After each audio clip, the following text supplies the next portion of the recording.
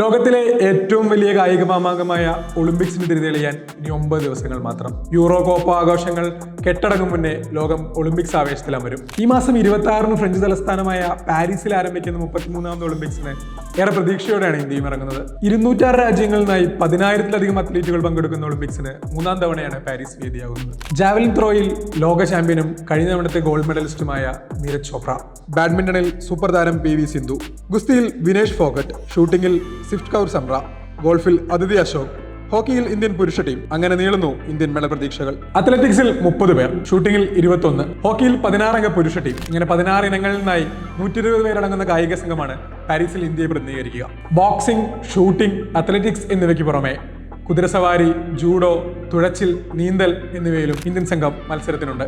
1 സ്വർണം, 2 വെള്ളി, 4 വെങ്കലമടക്കം 7 മെഡലുകൾ എന്ന ടോക്കിയോ ഒളിമ്പിക്സിലെ റെക്കോർഡ് മറികടക്കുകയാണ് ഇത്തവണത്തെ ഇന്ത്യൻ ലക്ഷ്യം. കാത്തിരിക്കാം ലോകം പാരീസിലേക്ക് ചുരുങ്ങുന്ന നാളുകൾക്കായി.